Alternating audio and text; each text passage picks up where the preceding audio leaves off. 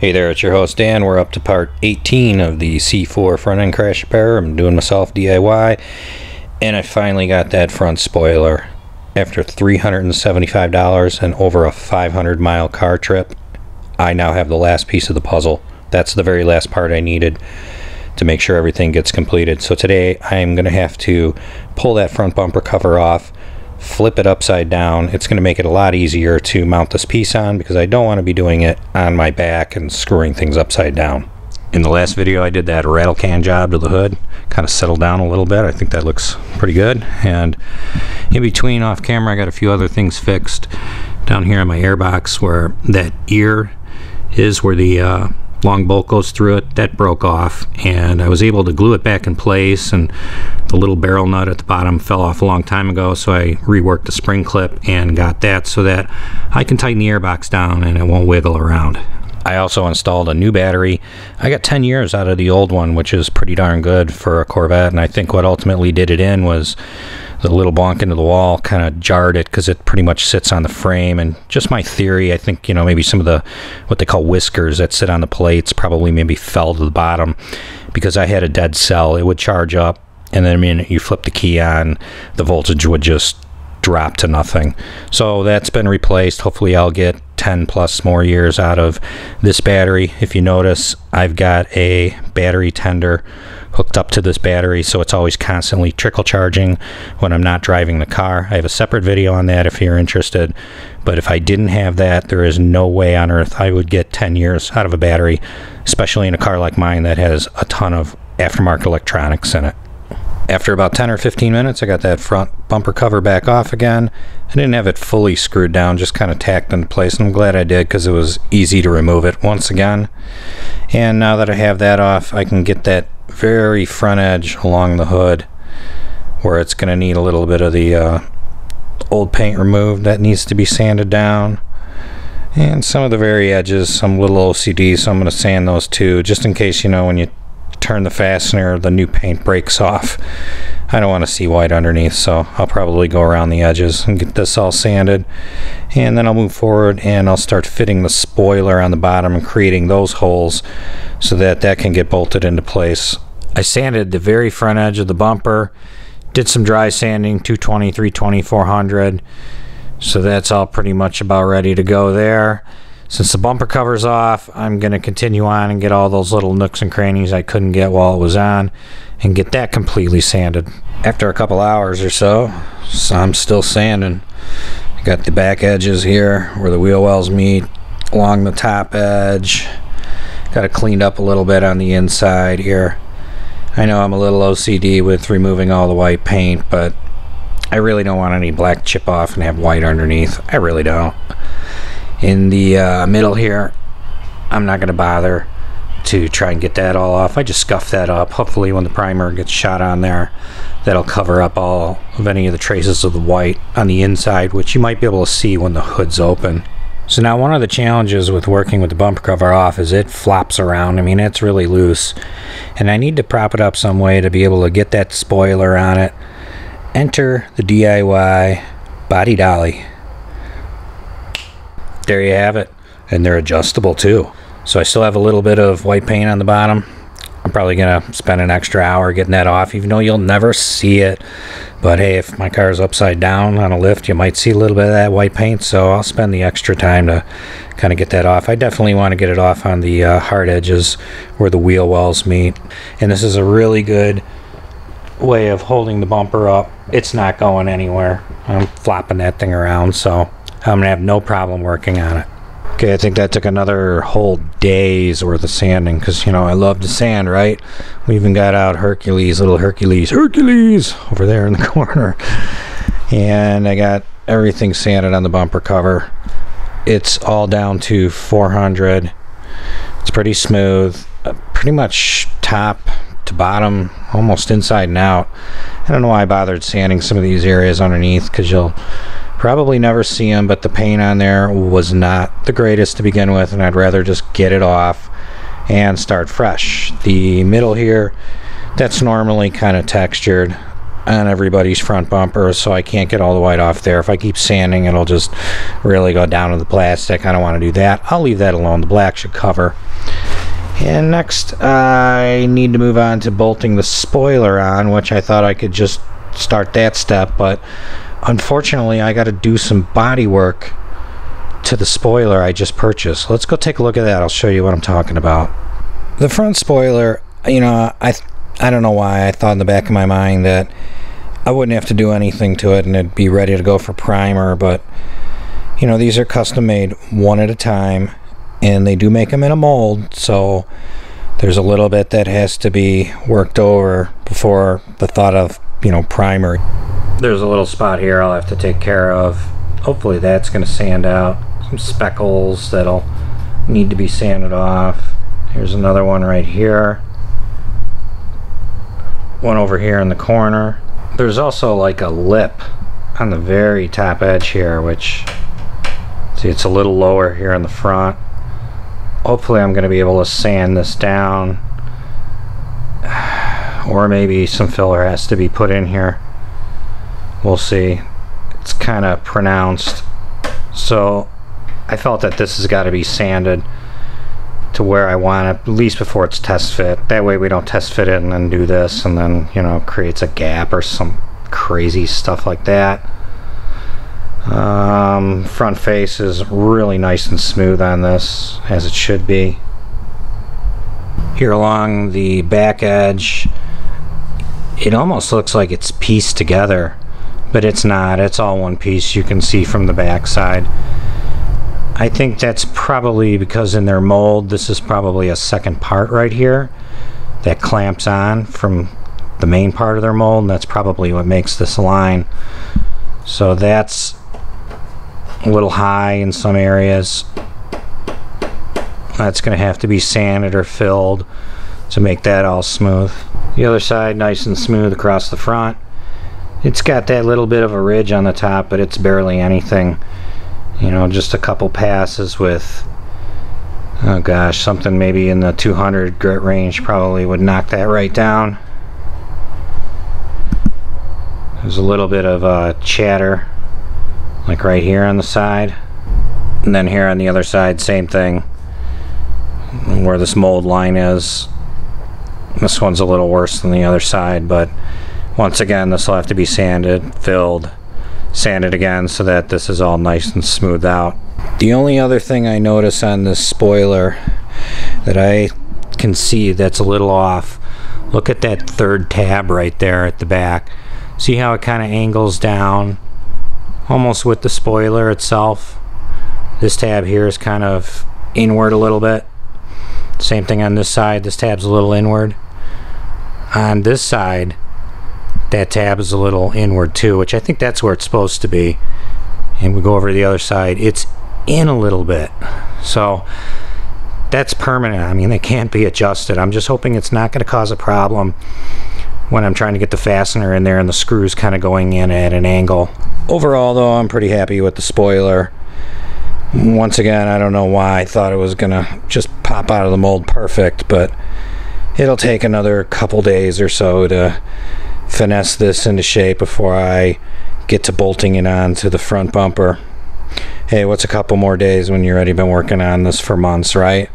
So that's my next step. I gotta get that all smoothed out and make that look nice and pretty. I'm finding that the sanding is pretty easy here on the spoiler. This gel coat sands like it's like a hard chalk, way easier than like paint or plastic, that's for sure. When I picked this up in person, I had commented on some of the chatter on it, and they had kind of advised me to start with 100, go to 600, even though I kind of didn't ask about the grits. But honestly, I think on a part like this, 100 is too aggressive. I have a 220 disc here, and I've already done the other side. I found that right here where I've got this little line where your fingernail is going to catch it, it's not too bad here. It gets a little more pronounced as it goes towards the corner. But I found that taking the 220 disc and I'm not pressing down whatsoever on the top, it's like a book, I'm pushing on the edge. I am just going to let the sandpaper do the work. And I just want to knock down just that just that high edge. So I don't want to get knocked down. And ever so lightly like this, we'll take it pretty much right off and get it shaped. Since the spoiler is shiny, I can almost use that as like a guide coat to tell where I'm sanding. And when I've kind of got it round, I could even just ever so slightly kind of do like a cross hatch, roll it over the top. So I got to clean up all the edges on the spoiler. Fun times, fun times. Here I'm just letting the paper just barely rest on the surface, and I am just gliding it over the top. And I can still see a shiny line across it, which means it's going to be low right there under that ridge. I haven't fully rounded it. Little piece here I can see, yeah, I kind of have rounded it. So I'll just ever so lightly come in here and round that out ever so lightly on the corner here. There, I can see I've got that much done so far, where it's smooth. There's absolutely no ridge over the edge, which is kind of what I'm looking for. But I want to do it as lightly as possible, take off as little material as possible.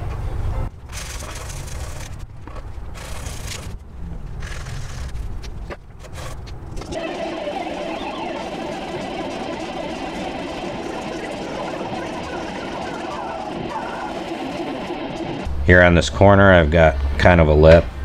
It's about maybe about a 32nd of an inch high. The idea is it's higher on the inside than it is on the front, so that's the edge I'm going to want to level down. And I don't want to hit the front at all until it just rounds over. And I'm using that little line as kind of a guide coat, where you see it's just a touch shiny right here. That means that there's a little bit of an edge there and the sandpaper's not getting in there. So very lightly, I am once again just going to kind of follow that contour on the inside and just knock this edge down. It's a little slow going maybe with the 220. Maybe I could step it up, but I do not want to put any deeper gouges into this part on that inner edge, and stay away from the front until I just get that level down.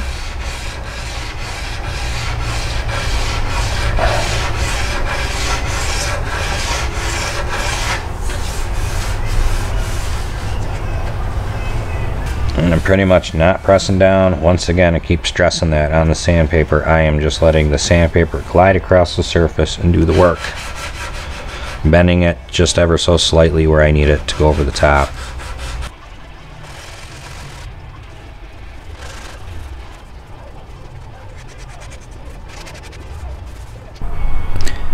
And by taking my time, I'm able to get around this corner rather nicely.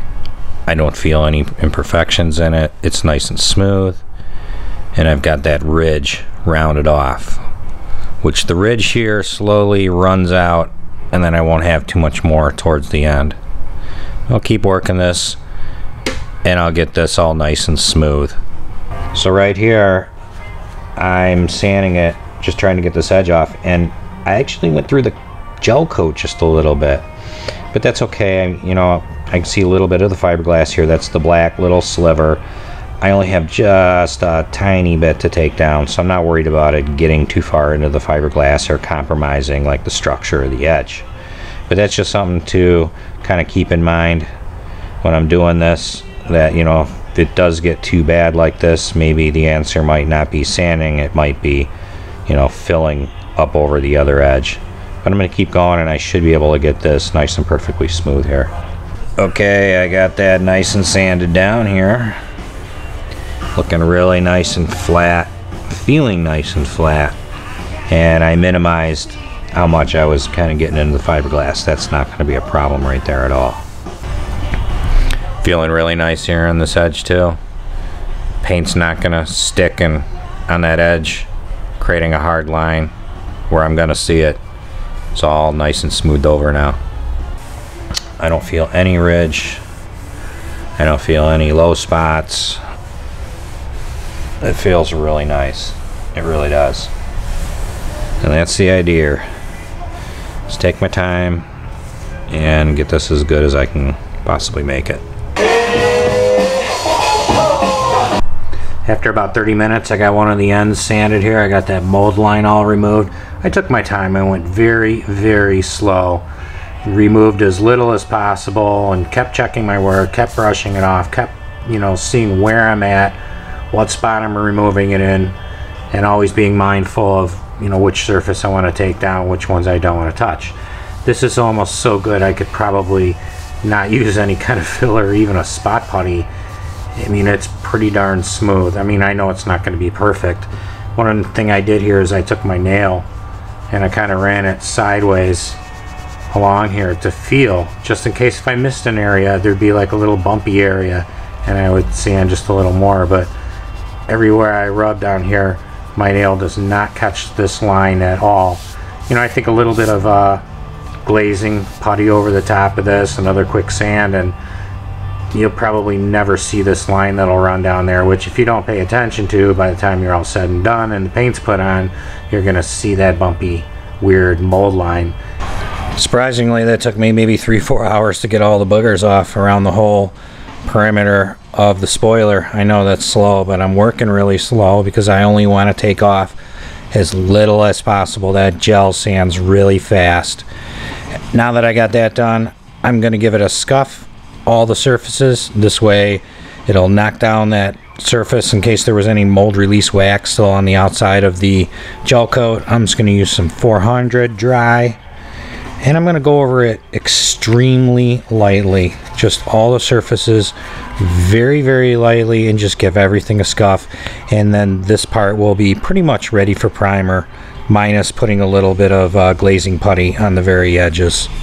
Well, after about a half hour, I went around everything with 400 and just lightly scuffed it.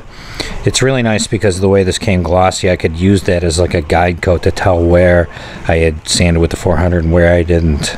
But I gotta stop. I mean, look at me, man. I'm covered in this flippin' white dust. It's like all over everything.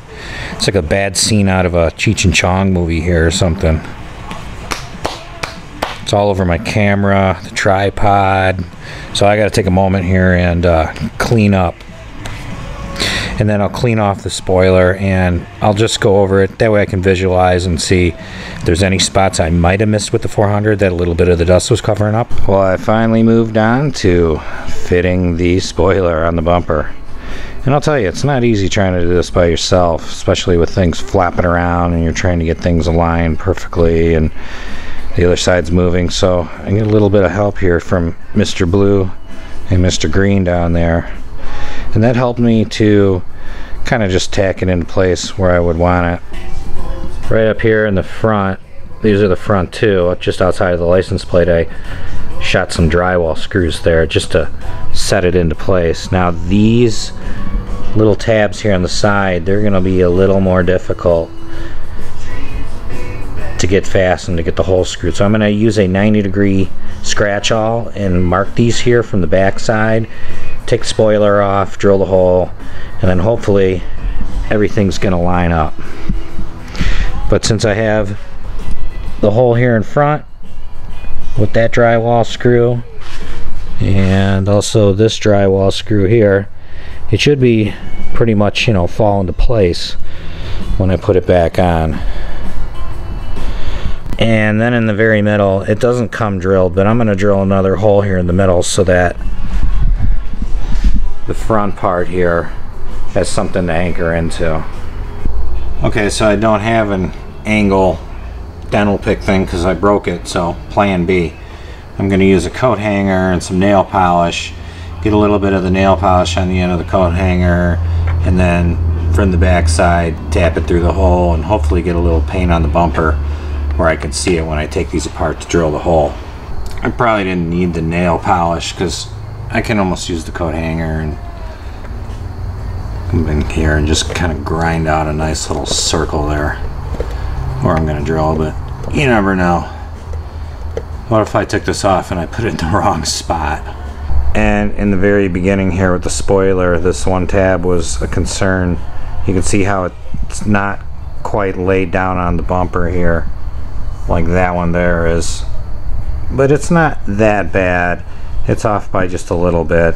This should work. It'll still suck this edge in. That worked out pretty nice. I can tell exactly where to put my holes. Wow, spot on. Holes. My screws are 11/64, so I went a 32nd bigger than that. 2 steps up on the drill index to 13/64. That way it gives them a little bit of wiggling around here, just a little bit. Give me a little bit of adjustability. I'm creating another screw hole right up here in the corner. I've got the factory little deflector of debris, whatever you want to call it, air dammy thing, temporarily in place. There was a screw on my old one. There's not a hole here, but I'm going to go ahead and make one so that this way this will suck up into it and these two pieces will be bolted together.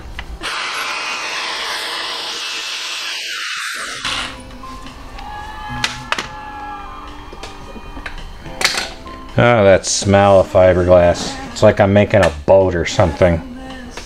Like I'm in the shipyard. There we go. So there's my little hole here. These two pieces will have no problem bolting back together once it's all said and done. Lines up nice and perfect. Now the fasteners that were provided with the spoiler are pretty much just like your typical 7mm 9/32 GM kind of type screw and a little speed clip.